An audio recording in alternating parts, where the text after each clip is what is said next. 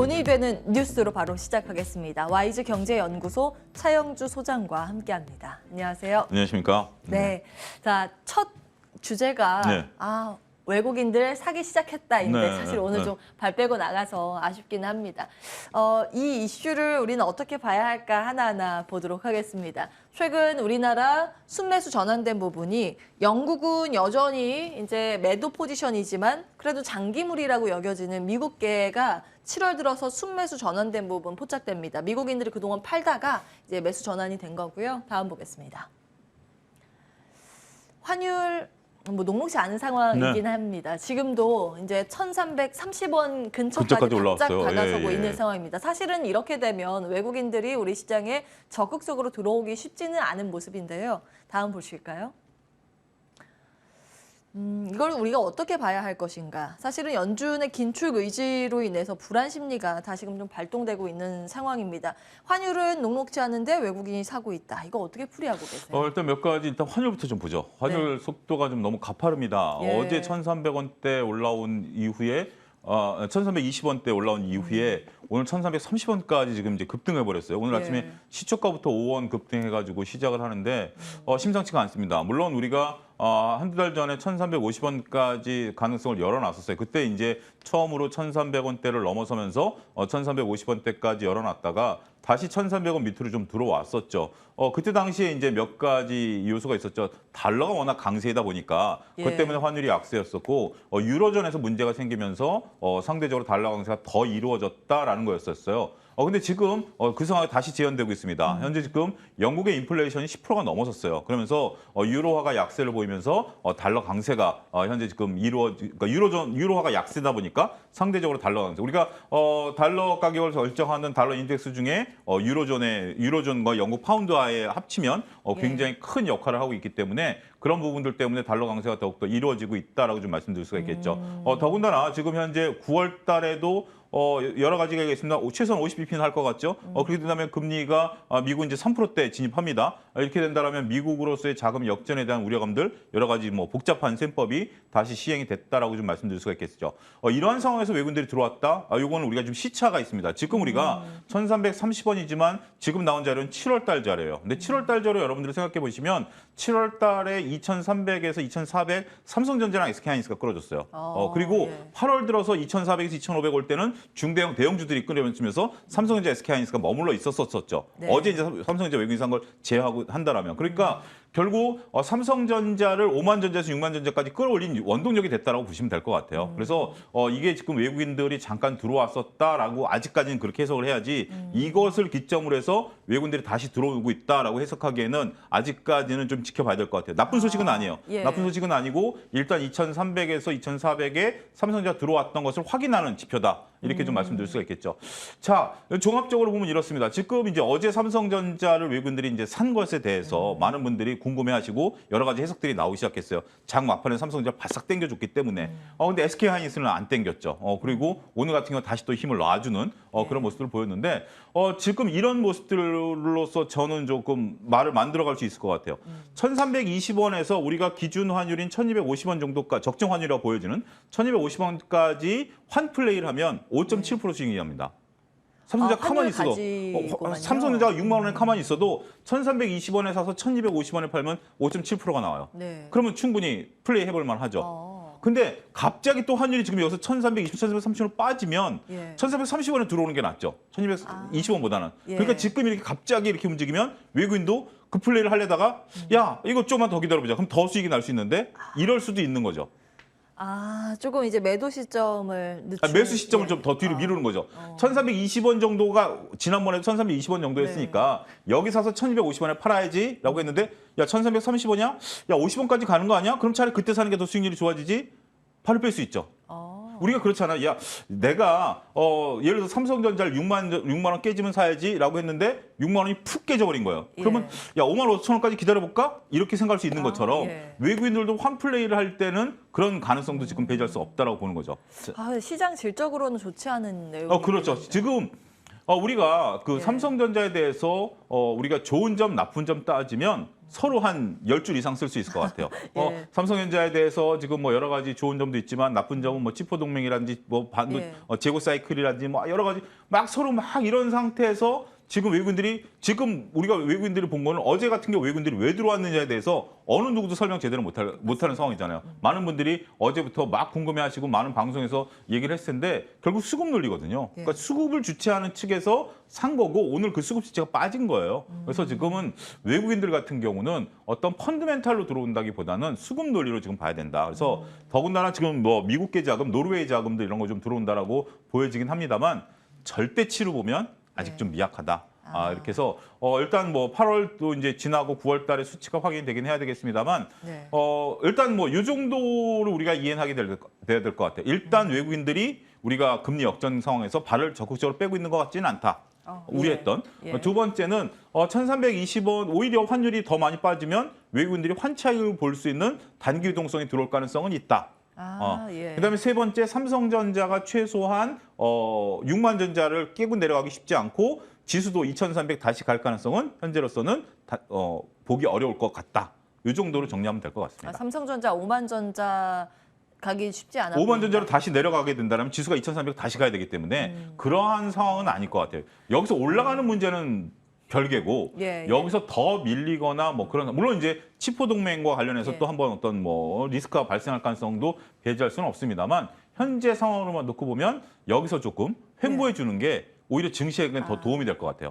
종합적으로 그럼 네. 정리를 하면 지수 상황상으로는 이 이상 급격하게 급락할 가능성 적고 네. 예, 어느 정도 수준은 방어가 가능하다. 네. 이런 말씀. 그리고 이제 사실은 외국인이 환율 플레이 하는 거면은 굉장히 네. 민감하게 그렇죠. 예, 급등과 급락이 나올 때마다 이제 매도 물량이 나올 텐데 그건 좀 따져 가시면서 살펴보셔야겠습니다. 이제 전체적으로 그러면 그 아랫단에 위치한 종목 플레이는 가능한 구간이겠네요. 이미 그거는 이제 좀 지났다고 봐야 되겠죠. 지났습니까? 왜냐하면 지금 예.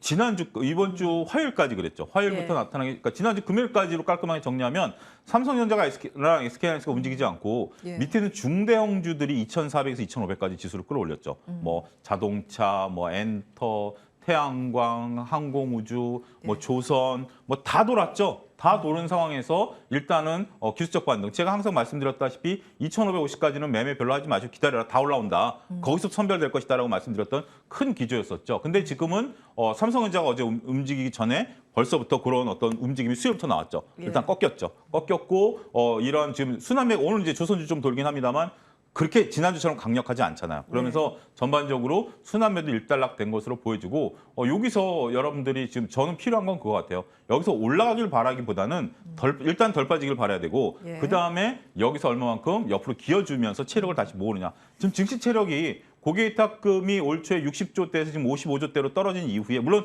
55조라는 수치도 코로나19 이전만 비교하면 엄청나게 높은 거지만 예. 일단 한 5조 정도 빠졌잖아요.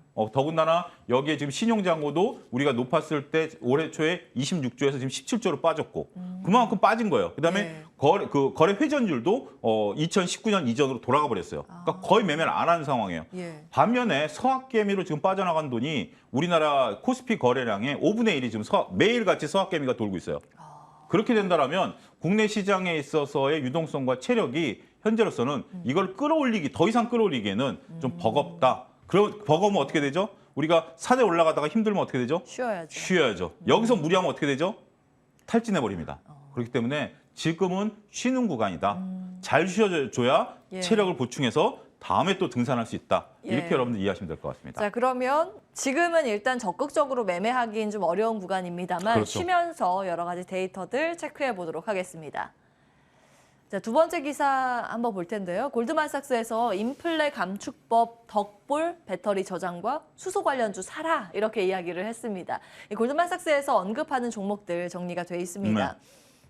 단순히 클린 에너지 넘어서 신뢰할 만한 클린 에너지주를 주목해야 된다. 실적 나오는 거 네. 보라는 얘기죠.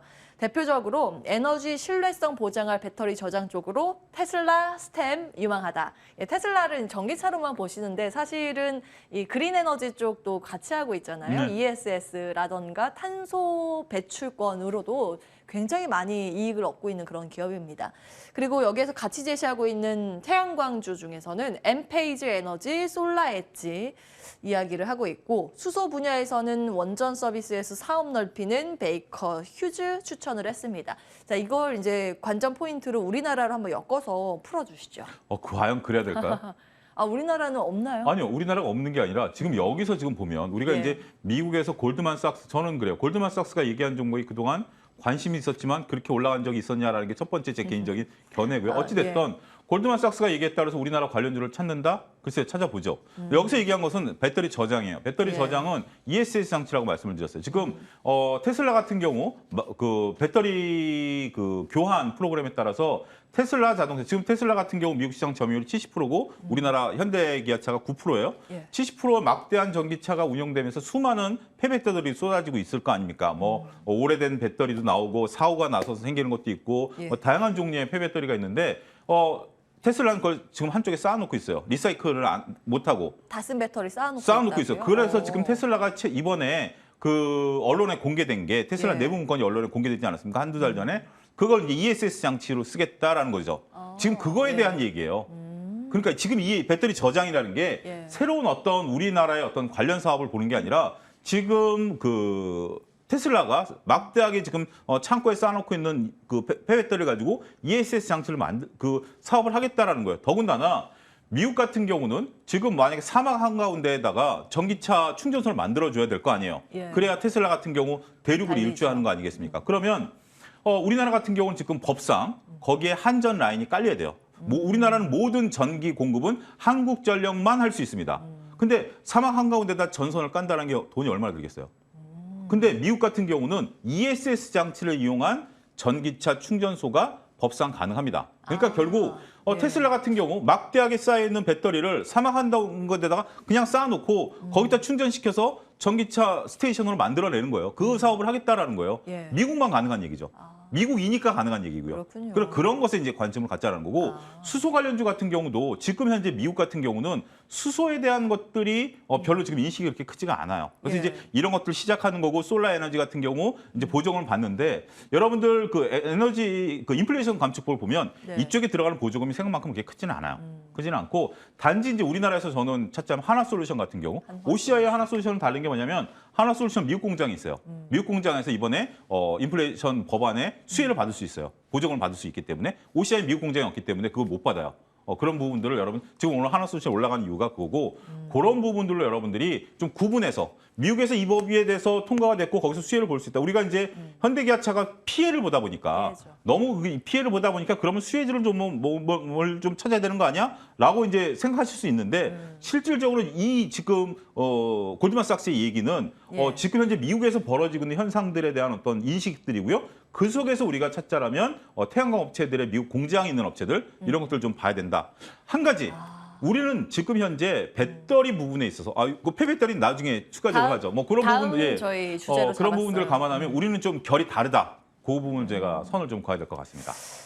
종합적으로 이제 투자의 아이디어로 연결하면 테슬라하고 한화솔루션이네요. 남는 네, 거는. 그렇습니다. 예, 예. 지금 투자 괜찮다라는 네. 의견으로 정리해 보겠습니다. 인플레 감축 법안의 덕을 볼 기업 테슬라, 국내는 미국 공장 가지고 있는 한화솔루션, 태양광주였습니다. 이제 건전지, 다 쓴 건전지 재사용 관련 이슈가 잡혀서 살펴보고자 합니다. 이게 다른 기업인데 북미 최대 배터리 재활용 업체인데 라이사이클에서 활용을 하는 그 라인 모습입니다. 네. 우리나라도 지금 배터리를 수입하고 있는데 그 폐배터리 수입 현황 보시면 점점 늘어나고 있다는 것을 거의 2배 확인하실 가까이 수 늘었죠? 있습니다. 단순하게 봤을 때. 갈수록, 예. 그리고 1월에서 7월까지 올 들어서만 합계를 하면 수입 중량이 27만 7천 톤 정도 됩니다. 자, 이제 우리나라가 없나 봐요. 그래서 이제 다스메탈을 그렇죠. 계속 네. 수입을 해오는 모양인데요. 고가 원자재 수급 안정화 차원에서 해외에서 지금 들여오고 있는 상황. 사실 이제 대기업들도 폐배터리 사업에 뛰어들고 있는 네. 상황입니다. 아직 뭐 그 매출이 잡힌다기보다는 이제부터 준비를 하고 있는 단계라고 이해하시면 되겠습니다. 어떻게 분석하고 계세요? 지금 이제 여기서 여러분들이 두 가지 두 가지를 보셔야 됩니다. 첫 번째는 지금 우리가 그 두 가지가 상장됐잖아요. 성화이텍하고 세비캠이 상장이 됐는데 이쪽들 지금 이제 성화이텍 같은 경우는 지금 이제 우리가 동남아에도 관련 기지가 있지만 전반적으로 지금 만들어내는 매출이 그렇게 크지가 않아요. 전반적으로 우리나라가 이제 전기차가 시작된 지 한 10년 정도 됐는데 예. 그때만 해도 반신반의했잖아요. 그러니까 이제 지금 재활용할 수 있는 배터리가 절대치가 그렇게 크지가 않아요. 그러다 보니까 이 물량들을 우리가 지금 그러니까 공장을 돌리고 있습니다만 물량을 예. 받아야 뭘 할 거 아닙니까? 예. 그 부분이 좀 부족해서 앞으로 좀 들어가는 거고 그래서 지금 이제 수입을 해가지고 이것을 이제 분해해서 지금 이제 우리가 하는 높은 기술력을 갖고 있는 거죠. 두 번째는 지금 이제 이쪽에 대한 산업 표준 규제 이런 네. 것들이 지금 아직까지 법이 미비가 돼 있어요. 여기 수많은 공해가 발생을 되고 수많은 어떤 에너지원이 또 들어가긴 해야 되는 부분들이에요. 그래서 지금 대기업들이 진출을 서두르고 있습니다. 왜 진출을 서둘러야 되냐면 특히 이제 현대기아차라든지 LG 같은 경우는 자신들이 만든 배터리를 자신들이 리사이클 해줘야 되는 부분들 때문에 어떻게 보면 나중에 우리가 지금 냉장고 할 때 그 해당 메이커에 전화하면 가져가 주잖아요. 예. 그거 폐기물을 스스로 처리해야 되는 그런 것들 때문에 하여튼 다양한 부분들 때문에 지금 리사이클을 하려고 해요. 그래서 빨리 선점해서 법이 만들어지기 전에 이 규정들을 이제 해야 된다라고 저는 첫 번째로 보는 거고요. 저는 여기서 기사에는 없습니다. 한 단계 더 나가겠습니다. 지금 우리가 미국의 인플레이션 법안에 보면 예. 지금 우리 안타깝게도 2025년까지는 우리나라 전기차가 세제 혜택을 못 받는 거 어쩔 수 없죠. 그건 이제 미국이 밀어붙이는 거니까. 두 번째 또 법안에 보면 배터리에 들어가는 소재를 2024년서부터는 중국산을 40% 이하로 줄여야 되잖아요. 예. 그리고 2026년부터는 80%, 28년부터는 100%예요. 예. 폐배터리에 나오는 소재는 원산지가 어디죠? 배터리 안에 소재가 양극재, 음극재가 갈려 있는데 음극재 쪽에 한 7, 80%로 그러니까 제 얘기는 뭐냐면 지금 만약에 그러니까 이제 만약에 LG 엔솔이 배터리를 만들어서 미국 예. 차에 납품을 했어요. 그러면 자, 너네 LG 엔솔에 들어가는 그 성분표 갖고 와. 어디서 수입했어? 이게 나오잖아요. 예. 폐배터리로 만들어진 걸 가지고 리사이클하면 그게 원산지가 어떻게 되죠? 아직 그 정확한 규정이 없군요. 규정이 없는 거죠. 그래서 지금 전반적으로 봤을 때 이게 하나의 묘수가 될 수도 있다. 그렇군요. 그렇게 보는 거죠. 더군다나 이 지금 재활용하는 것은 원 제품보다 가격이 싸됩니다. 예. 그래서 지금 LG엔솔 같은 경우는 이쪽 업체와 해서 안정적인 공급을 받으려고 지금 이제 하나의 밸류체인으로 집어넣으려고 해요. 그런 부분들 보게 된다라면 우리가 폐배터리 사업 같은 경우는 굉장히 이게 말이 달라진다. 우리가 컴퓨터 같은 거 버리면 컴퓨터에서 이제 다양한 금, 은 뭐 예. 추출해서 하시는 그런 분들 계시잖아요. 이거는 계속 돌고 도는 산업의 자원 순환으로 보게 된다라면 이거는 개념 자체가 달라지게 되고 상당히 재밌는 투자 아이디어가 될 수도 있다. 정말 재밌는 포인트 말씀을 네. 주셨습니다. 우리나라 대기업들이 그래서 이렇게 갑자기 뛰어드는 것도 있겠네요. 그렇죠. 더 동의이 되겠죠. 중국산이라는 게 중국산, 호주산, 미국산 섞여서 딱 나오면 이거 우리 폐배터리인데 라고 한다면 그거 어떻게 규제하죠? 그렇군요. 이제 원 소재의 그 출처가 사실은 한 번 썼기 때문에 그렇죠. 불분명한 상황. 그렇군요. 알겠습니다. 그러면 투자의 아이디어로 연결해서 국내에서 볼 만한 기업이 있나요? 일단은 지금 두 상장 기업이 지금 뭐 세비캠 같은 게 계속 주가가 올라가고 있는 상황이고, 단기간에 좀 주가가 급등했다라면 부담인 것은 사실입니다. 근데 이 산업은 앞으로 커져가는 산업이. 근데 제가 지금 앞서 언급드렸던 것 중에 중요한 포인트가 하나 있어요. 여러분들이 캐치하셨는지 모르겠습니다만 아직 산업의 규제가 시작되지 않았다라는 겁니다. 우리가 인선 EAT라는 폐기물 업체를 높은 가격을 쳐주는 이유가 뭐죠? 거기 허가권 때문에 추가적으로 못 때문에 들어가죠. 그렇잖아요. 예, 허가권 때문에 진입이. 그렇기 때문에 제가 누누이 말씀드리지만 여러분들 동네에 그 폐지 주소 써서 그 납품하는 소형 단위의 어떤 그 폐기물 업체 그거 만만치 않습니다. 그거 허가권 더 이상 안 나오기 때문에 그 엄청나게 그 권리금이 굉장히 높은 걸로 제가 알고 있거든요. 예. 그렇기 때문에 이것도 앞으로 환경 규제가 시작될 거예요. 환경 규제가 시작되기 전에 대기업들이 이 산업에 진출을 빨리 해서 예. 공장을 일단 지어놓으면 우선권이 생기잖아요. 그렇게 본다라면 이쪽에 대한 산업은 생각보다 빨라질 수 있다. 저는 그렇게 말씀드릴 수가 있겠습니다. 좀 세비캠 정도 이렇게 언급을 해주신 것 같고요. 사실은 이제 종목들이 규모가 아직은 좀 작죠. 아직은 상장한 기업들. 저는 오히려 그 내재 가치로 보면 성하이텍이 더 놓을 수도 있죠. 성일 하이텍 같은 경우는 왜냐하면 예. 이미 그쪽에서 리사이클률이 90%까지 올라왔어요. 그 정도 기술력을 갖고 있는 회사이기 때문에 예. 좀 관심 있게 여러분들이 보실 필요는 있다 이렇게 말씀드릴 수가 있겠습니다. 안 그래도 최근 성일하이텍이 미국 이제 조지아주 배터리 재활용 공장 설립한다는 소식이 있어서 그것도 사실 기사로 좀 준비를 해보긴 했는데 시간상 넘어가도록 하고 일단 눈여겨보시는 기업으로 성일하이텍 주셨다는 점 체크를 해보면서 다음 기사 살펴보도록 하겠습니다. 자, 우리 소장님 나오셨다고 작가님이 걸그룹 사진으로 준비를 해주셨어요. 죄송합니다. 제가 누군지 모르겠습니다. 모르시면 안 되는데 블랙핑크. 아, 죄송합니다. 트와이스. 예. 모르면 모른다고 그래야죠. 빨리 넘어가야겠습니다. 저는 오랭커밖에 모릅니다. 예. 센스 있는 답변 감사합니다. 하이브, BTS 등의 아티스트 콘서트 지금 열리거나 예정이 돼 있는 그런 상황이고요. 이제 전국 투어뿐만이 아니라 글로벌 투어가 각 기업들 지금 준비하고 있는 상황입니다. 에스파 앞세운 SM도 실적 지금 선방하고 있는 상황이고 JYP, 트와이스, YG의 블랙핑크 지금 컴백 소식으로 그 열기는 후끈 달아오르고 있는 상황입니다. 근데 관련 주식들의 방향성 사실은 뚜렷하게 잡히지 않고 있는 그렇죠. 상황이죠. 여러분들 보시는 게 지금 여러분들이 이런 기사들 굉장히 좋잖아요. 이 기사들이 지금 어제 오늘 나온 게 아니라 한두 달 전부터 이렇게 장악을 했던 것 같아요. 저같이 엔터 쪽에 관심 없는 사람도 블랙핑크가 컴백한다는 건 이미 다 알고 있는 사실이고 여러 가지예요. 근데 주가가 왜 오르실까요? 저는 그게 반영된 주가라고 봅니다. 그러니까 우리가 이런 것들이 있으면 주가가 올라가겠다는 게 아니라 이런 것들을 많은 투자자들이 다 알 사람들은 알아요. 근데도 주식이 못 오르는 것은 그 반영된 주가라고 봐야 되지 않을까요? 두 번째는 지금 엔터주들 같은 경우 바닥에서 올라왔을 때 외국인들이 좀 샀다라고 얘기하는데 저는 외국인들이 산 건 쇼커버링이라고 보여집니다. 왜냐하면 우리가 6월 달에 공매도 가장 많았던 업종이 어딘지 아십니까? 게임 엔터주였어요. 게임 엔터주 공매도 비중이 어느 업종보다 가장 많았었어요. 그런 상태에서 그들이 갑자기 기억나실 거예요. 하루 만에 막 씩씩쑥 올라왔었다가 다시 주저앉았다. 그게 저는 쇼커버링이 들어온 걸로 보거든요. 그런 부분들이 일단 있었고 두 번째는 이런 것들이 반영이 된 거고. 자, 이제 몇 가지 있죠. 지금 이제 검증된 분들이잖아요. 검증된 분들이기 때문에 이런 매출을 예상하기는 쉬워요. 근데 우리가 코로나 이전에도 오히려 코로나로 인해서 저는 변화가 됐다라고 봐요. 우리가 콘서트를 하게 된다라면 막대한 비용이 들어가죠. 물론 거기 입장료 굉장히 비싸요. 우리 아들이 암표 한번 사달라고 그랬는데 깜짝 놀라서. 얼마 정도인가요? 그때 벌써 몇 년 전이야. 한 5년 전에 50만 원이더라고요. 원래 가격이 원가가 얼마예요? 비매품이었는데 방송국에서 주최하는 거였는데. 세상에 그렇군요. 그런 또 깜짝 놀란 하여튼 그래서 가격 때문에 못 구해주신 건 아니죠? 아니요. 이제 그건 이제 저 개인적인 얘기니까 결국 보내지는 않았습니다만. 근데 이게 이제 그런 어떤 막대한 그 수익원은 되는 건 있어요. 그렇지만 비용이 많이 들죠. 콘서트를 해야 되는데. 근데 우리가 온라인 콘서트를 해보니까 온라인 콘서트로도 많은 분들, 젊은 분들이 노트북 앞에서 즐긴다라는 겁니다. 근데 노트북 앞에서 즐기는 그 티켓 가격도 한 5만 원 정도 해요. 그것도 맞아요. 유료로 봐야 돼요. 유료로 5만 원 정도지만 충분히 5만 원 정도면 우리 애가 공부하다가 스트레스 받으니 왕복 시간 없이 지방 애들 안 올라오고 노트북에서 한 몇 시간 즐기겠다니 부모가 5만 원 정도는 할 수 있죠. 충분히 그건 미뤄 짐작할 수 있죠. 그렇게 해서 남겨놓은 수익하고 대규모 콘서트를 해서 남겨놓은 수익 보면 거의 별 차이 없다라는 거예요.